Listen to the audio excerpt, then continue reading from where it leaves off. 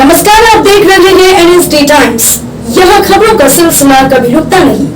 मैं अंजलि हाजिर हूँ आपके सामने इस खबर के साथ।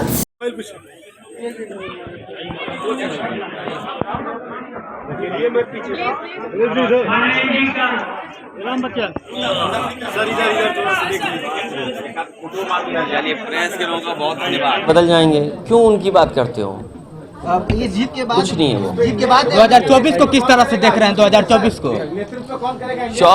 2024 को किस तरह से देख रहे हैं आप? 24 ऐतिहासिक परिणाम आएगा और बदलाव होगा। इसीलिए मैंने कहा कि किसान की आय दोगुनी नहीं हुई, आपकी महंगाई बढ़ गई, चरम सीमा पर है, और घर घर बैठा बेरोजगार।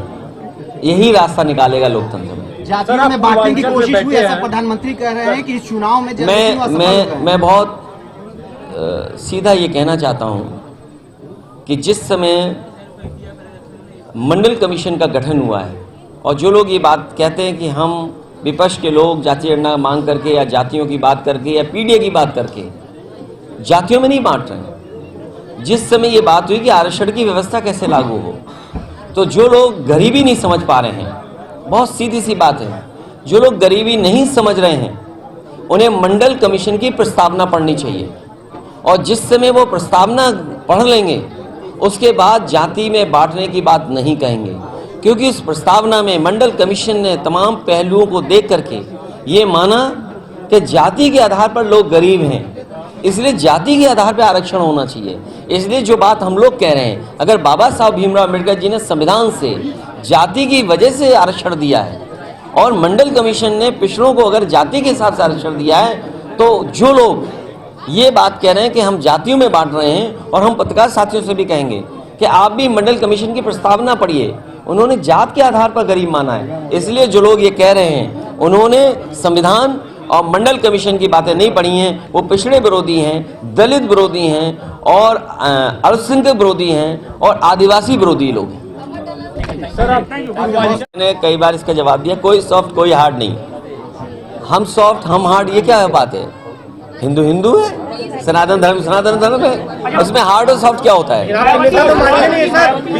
मैंने अब बात आगे मत बढ़ाओ। रास्ता बहुत टफ हो गया। नहीं वो क्या टफ है? अरे टफ ही नहीं है, घर घर बेरोजगार मांग रहा रोजगार, क्या टफ है? वो जो गठबंधन है वो तीसरा मोर्चा भी मान लो, चौथा मोर्चा भी मान लो, पहला मोर्चा भी मान लो। मैंने कहा लक्ष्य हमारा है बीजेपी का मुकाबला करना, और जो किसान की आय नहीं दोगुनी, बेरोजगार इतने बैठे हैं, महंगाई है, तो ये बड़े सवाल हैं। तो इन सवालों के साथ ही हम उठ बैठ करके रास्ता निकालेंगे। 2024 का कैसे लगता है? 2024 का और आय दोगुनी हो गई आपकी, बेरोजगारों को रोजगार मिल गया। अरे भाई पटेल जी का नाम चल रहा है आपके पार्टी से। देखिए, आप अपने आप कैंडिडेट मत घोषित किया करें। ये अखबार वाले, टीवी वाले घोषित कर देते हैं प्रत्याशी। अगर आप में से किसी का मन हो तो हमें चुपचाप पर्ची दे देना। मायावती ने ट्विटर पे शेयर किया है कि ये जीत शंका पैदा अब ट्विटर नहीं है, बदल गया नाम। हाँ, बदल गया नाम। उसमें एक रिटेन में दाखिल किया हुआ है कि ये जो जीत है वो एक शंका पैदा करती है, एक तरफा जीत। कोई बात नहीं, अब इससे हम जवाब नहीं देंगे। सर, विधानसभा सत्र में आपने जाति जनगणना का पुरजोर आवाज उठाया, क्या आने वाले लोकसभा में आपका ये देखिए, और मैंने तर्क भी दिया। मैंने ये कहा कि जब 2017 में मेरिट से पुलिस की भर्ती हुई थी तो उस समय पुरानी आरक्षण व्यवस्था थी, और जब भर्ती का रिजल्ट आ गया तो तमाम नौजवान जो नौकरी पा गए थे, सरकार ने वो आरक्षण की व्यवस्था बदल दी। जो नए तरह से आरक्षण था वो व्यवस्था लागू कर दी, तो 1700 नौजवानों को अपनी नौकरी खोनी पड़ी। उसमें पिछड़े और दलित नौजवान थे। इसीलिए मैंने मांग की है, और पूरे देश से ये मांग उठ रही है कि जाति जनगणना हो और आबादी के हिसाब से हक और सम्मान मिले। इसके मैं पक्ष में हूँ। जाति जनगणना होगी, होके रहेगी, समय जरूर है लग सकता है, लेकिन देश की बड़े पैमाने पे आबादी ये चाहती है कि जाति जनगणना हो। आपकी पहली प्रतिक्रिया? क्योंकि मैं जानता हूं, मैं जो कुछ भी कहूंगा उसके बाद का सवाल भी मैं जानता हूं आपसे। मैं कुछ भी कहूंगा उसके बाद एक सवाल और आपका आएगा। अभी कुछ दिन पहले वर्ल्ड कप इंडिया हार गया था। आप दूसरा ही सवाल ये पूछते हैं कि इंडिया का क्या होगा। हम लोग निराश नहीं हैं और राजनीति में, लोकतंत्र में इस तरह के परिणाम आते हैं। मान लीजिए जिस लोकसभा के क्षेत्र में मैं बैठा हूं, आप हम सब लोग हैं, 5 लाख वोटों से ये पार्टी जीतती है, भारतीय जनता पार्टी। इसका मतलब ये नहीं है कि सबका साथ, सबका विकास और सबका सम्मान हो रहा हो। अभी भी बहुत सारे ऐसे लोग हैं जो निराश हैं, जिन्हें उम्मीद थी, जिनकी उम्मीद तोड़ी है। तो ये राजनीति में परिणाम आते हैं और जो भी परिणाम आएंगे वो कोई भी पॉलिटिकल पार्टी है उसको स्वीकार करेगी, लेकिन लड़ाई लंबी है। इन परिणामों से हमें और जिन लोगों को भारतीय जनता पार्टी जैसी बड़ी पार्टी का मुकाबला करना है, उन्हें बहुत तैयारी करनी पड़ेगी, बहुत अनुशासन में रह करके उन चीजों का मुकाबला करना पड़ेगा जिस रणनीति के तहत ये इतना बहुमत पा रहे हैं। इसलिए मुझे उम्मीद है कि आने वाले समय में परिणाम दूसरे होंगे। मध्य प्रदेश की बात कही जाए, जो नेशनल इक्वल पार्टी के राष्ट्रीय अध्यक्ष हैं, मैं उनका धन्यवाद और आभार प्रकट करता हूं। साथ ही उनके संगठन के सभी पदाधिकारियों का और समाजवादी पार्टी के सभी कार्यकर्ता, नेता जो यहाँ पर हमारे पास हैं और जो यहाँ तक नहीं पहुँच पाए हैं, दूर सड़क या जहाँ तक आवाज़ पहुँच रही है, समाजवादी साथी।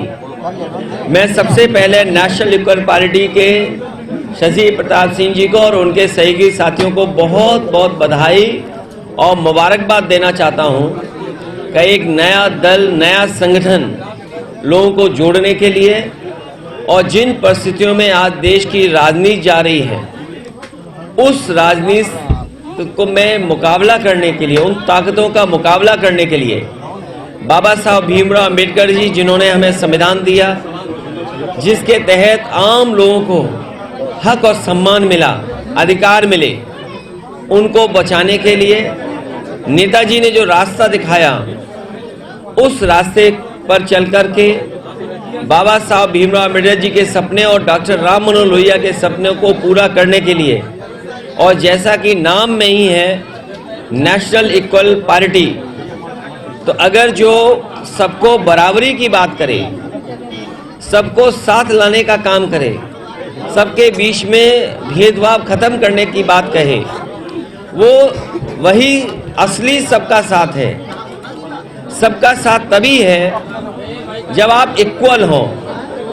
अगर असमानताएं रहेंगी तो बराबरी कैसी? सबका साथ, सबका विकास तभी संभव है जब सब में बराबरी हो, और बराबरी के लिए डॉक्टर बाबा साहब भीमराव अम्बेडकर जी, डॉक्टर राम मनोहर लोहिया, नेताजी और तमाम समय समय पे महापुरुष, राजनेता, साधु संत लगातार इसी प्रयास में रहे। जहां राजनीति की धारा में समाजवादियों का और समाजवाद यही है कि प्रॉस्पेरिटी हो, संपन्न हो लोग और बराबरी हो। उस लड़ाई को मजबूत बनाने के लिए नेशनल इक्वल पार्टी के शशि प्रताप सिंह जी को बहुत बहुत बधाई, बहुत बहुत मुबारकबाद। इस कड़ी में बस इतना ही। ताजा तरीन खबरों के लिए बने रहिए एनएसडी टाइम्स के साथ। मुझे इजाजत दीजिए, नमस्कार। अगर आप ये वीडियो फेसबुक पर देख रहे हैं तो हमारे पेज को फॉलो करें, और अगर आप ये वीडियो यूट्यूब पर देख रहे हैं तो हमारे चैनल को सब्सक्राइब करें, और आगे आने वाली वीडियोस को देखने के लिए नोटिफिकेशन के आइकन को प्रेस करें।